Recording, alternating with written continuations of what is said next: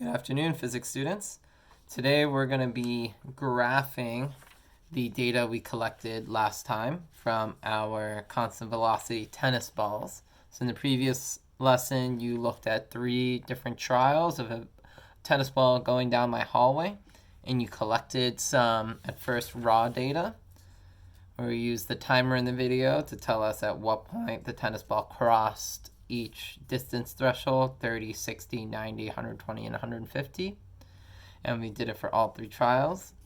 And then you made a second data table where instead of using the raw time, you subtracted the start time. Because the start time was different in the 3 trials, we wanted to know how much time it took from start to each of the thresholds. So we subtracted the starting time for each one and then recalculated the time. And then we found the average at each distance threshold.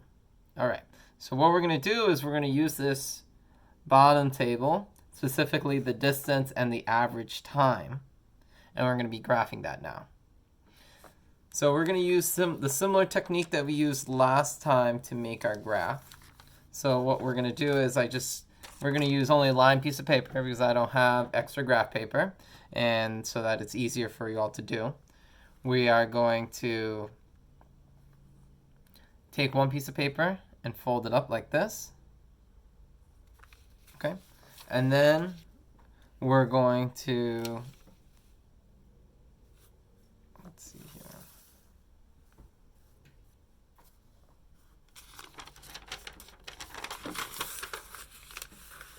Just gonna fold it up like this so that the vertical lines are going up and down like that. I'm just trying to line it up so the fold looks good. And you can see here, I bring the piece of paper up here. You can see that how I folded it, you can see that the lines are continuing like that. Great. So this is gonna give us the vertical lines on our axes. So I'm gonna go ahead and put a point at the top and the bottom of each line.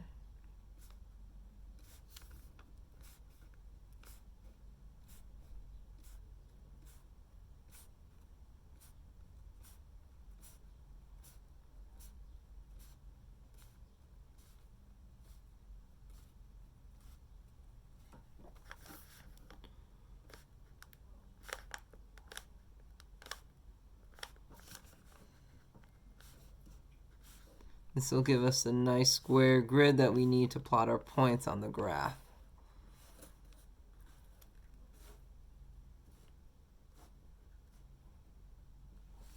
Okay, now that we've got that, you just need a ruler or anything with a straight edge and connect those dots.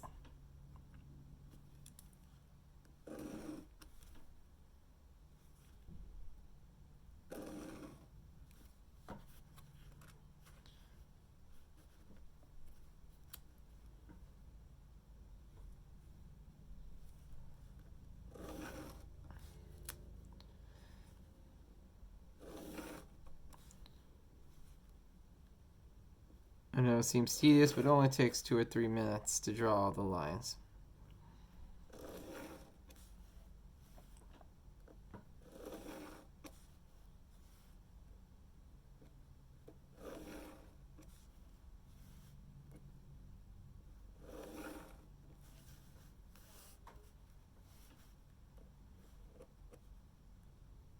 Looking pretty good so far.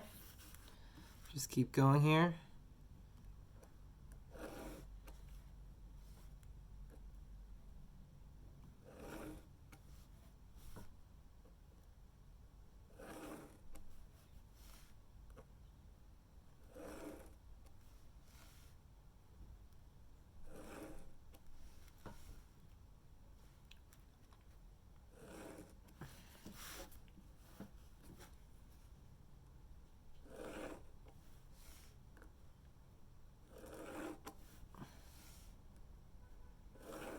All right.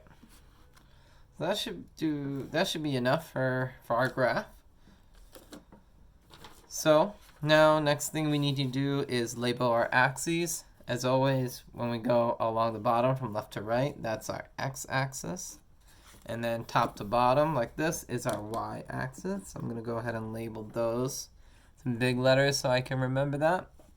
And then our x-axis variable is going to be the time in seconds. So in physics, the time variable is always going to go along the x-axis here. So we're going to put time in seconds.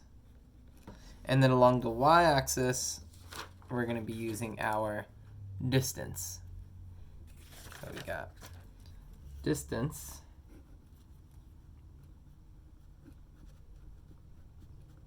we measured that in centimeters. So make sure to include the units along with the axis titles.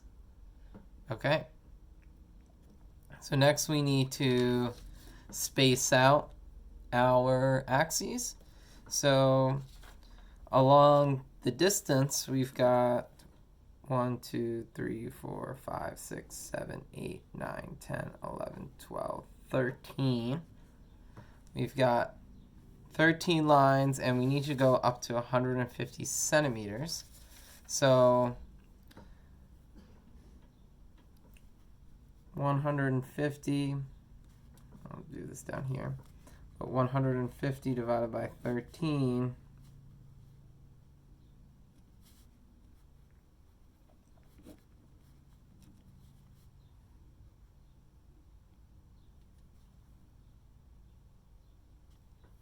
gets us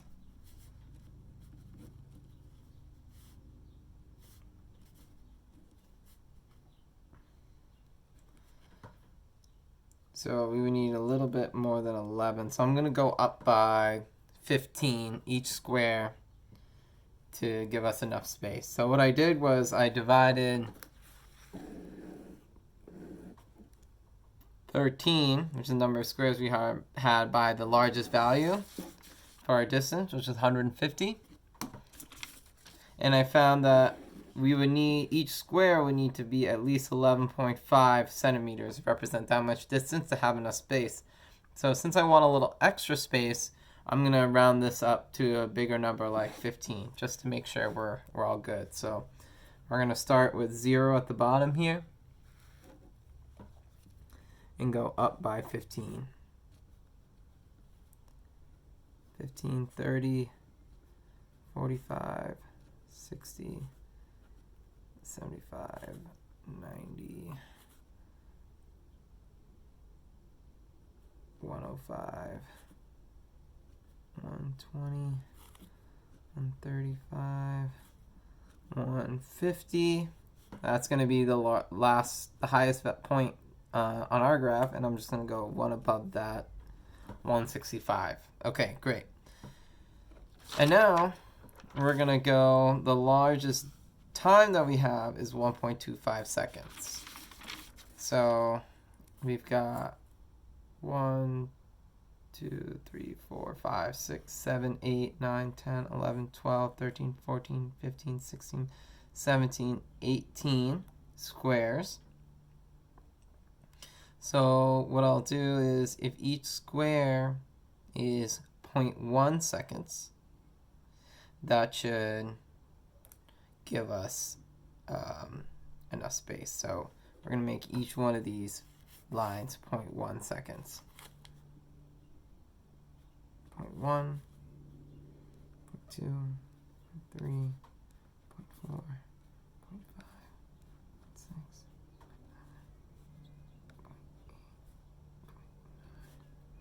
1.0, 1.3,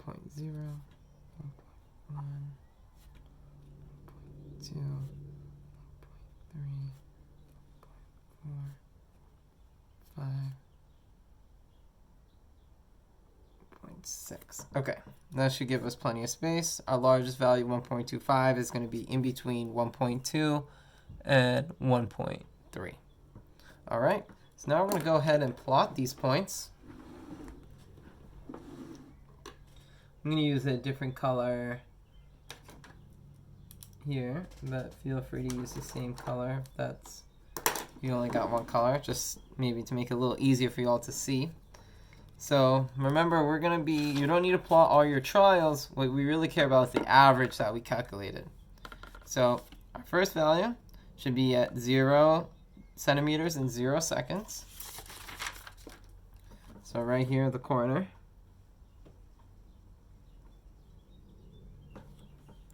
Our next point should be at a time of 0.25 seconds.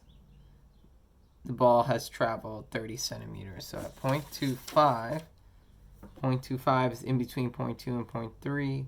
The ball has traveled 30 centimeters. So right there, 30 centimeters, 0.25 seconds.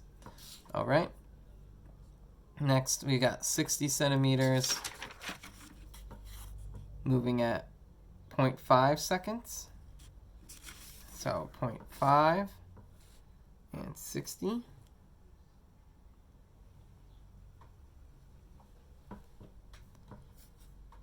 Next is 0.75 and 90.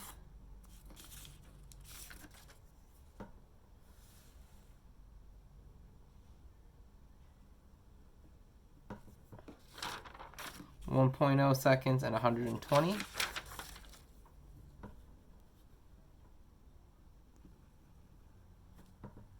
And 1.25 seconds and 150.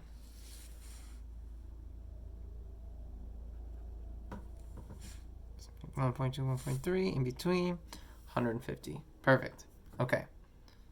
So the last thing we're going to do for today's lesson is draw our line of best fit. Remember,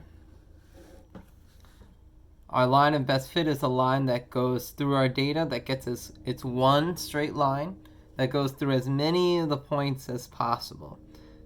Okay, so my data is very linear. That's because my data is, I made it up.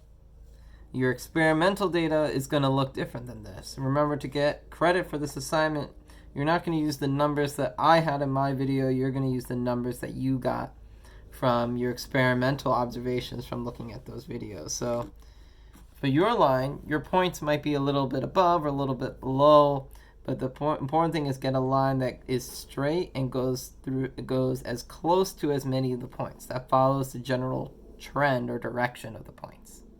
Okay? So that's all we need to do for today's lesson. So once you've use your data to plot your points and drew your line of best fit through them, just take a photo and submit it for today's exit ticket.